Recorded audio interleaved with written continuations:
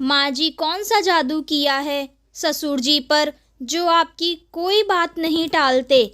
यह ढलती उम्र का असर है या वजह कोई और है?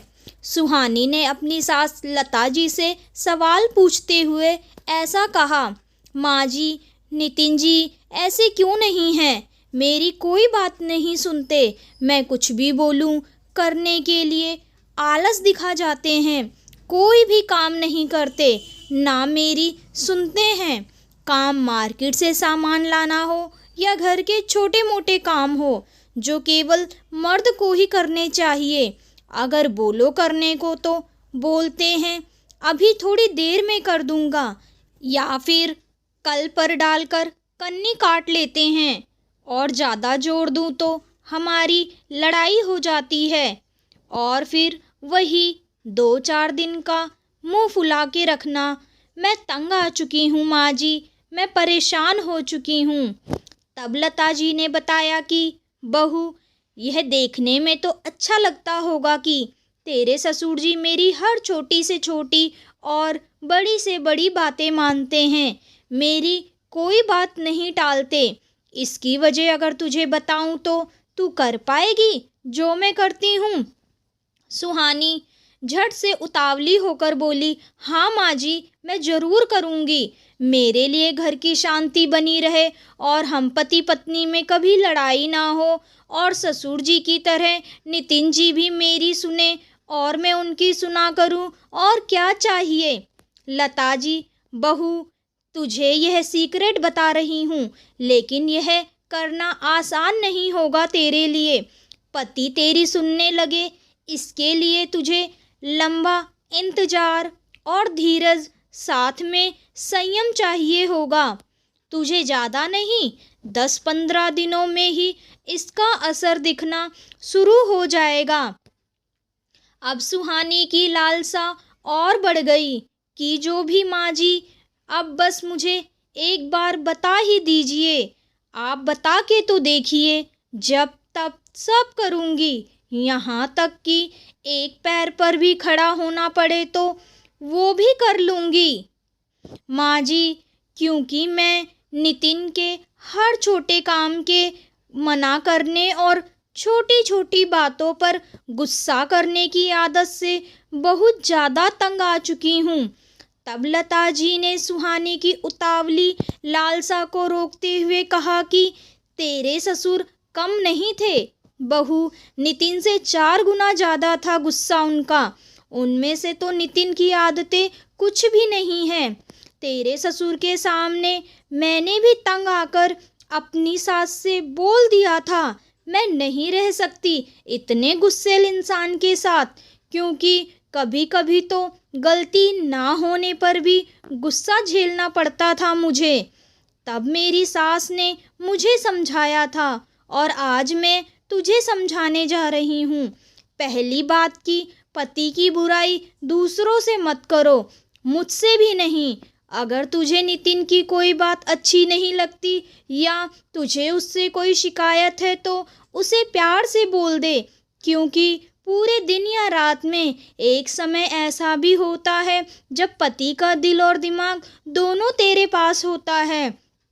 और हाँ, लड़ाई में खासकर पति की बराबरी नहीं करनी चाहिए कि वो 2 बातें बोले तू 4।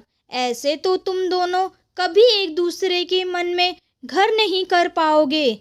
लड़ाई में गलती हो या ना हो, उस समय पति के गुस्से का घूंट पी जाना हर औरत कहाँ कर पाती है। जली कटी बातें सुन के और सुनाने पर तुम बाद में एक तो हो जाओगे, मगर एक दूसरे के लिए इज्जत नहीं होगी तो प्यार बनकर कभी छलकेगा ही नहीं। मैं क्यों करूं, मैं माफ़ी क्यों मांगूं, या यह सोचकर कि खुद करेंगे तो पता लगेगा।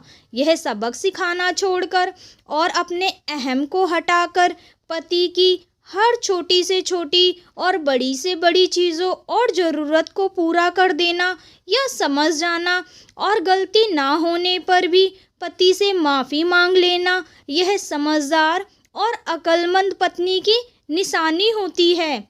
और बहू, कभी मर्दों को फूट फूट के औरतों की तरह बिलखते छाती पीट के रोते हुए देखा है? नहीं ना।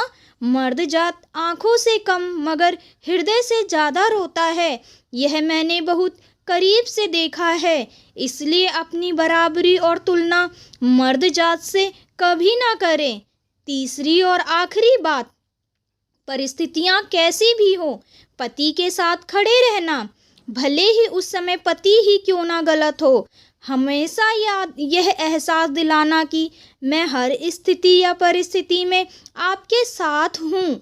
यह एहसास पति में नई चुनौतियों के लिए नई ऊर्जा और आत्मविश्वास भर देता है, और यही भरोसा पति का प्यार बनकर आपकी हर बात मानने पर पति को मजबूर कर देता है।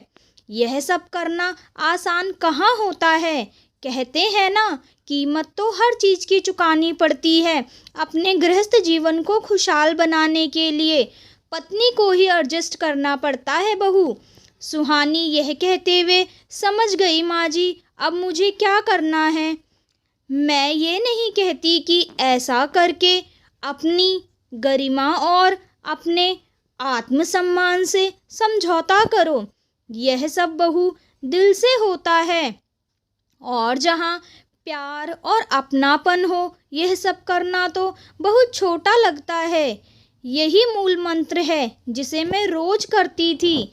एक दिन तेरे ससुर जी को भी एहसास हो गया कि मेरे बिना वो भी अधूरे हैं, और जब मैंने उनकी खुशी का ख्याल रखना शुरू किया तो कुछ समय बाद उनको भी एहसास हो गया कि मुझे भी अपना रवैया बदलना चाहिए। तब से अब तक तेरे ससुर जी मेरी हर बात मानते आए हैं। अब तू इसे जादू टोना या टोटका बोल ले या ढलती उम्र का असर, कहते हुए लता जी हंस पड़ी।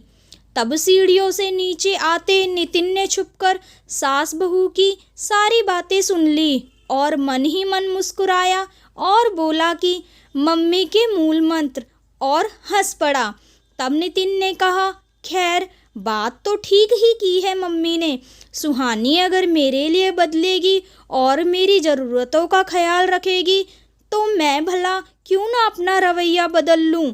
और इसकी शुरुआत अभी से ही अपने अंदर कुछ बदलाव लाकर करता हूँ, ताकि मेरी पत्नी भी हमेशा खुश रहे।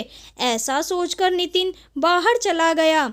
अगर आपको मेरी वीडियो अच्छी लगती है तो, या आप मेरे चैनल पे नए हैं तो मेरी वीडियो को लाइक, सब्सक्राइब और शेयर करना ना भूलें। बेल आइकन भी प्रेस करें जिससे कि वीडियो की नोटिफिकेशन आपको मिल सके।